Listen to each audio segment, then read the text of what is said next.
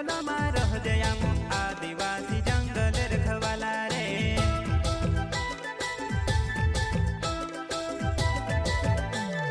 चल जंगल जमीन काज पूजे रे आदिवासी दुनिया ने रखवाला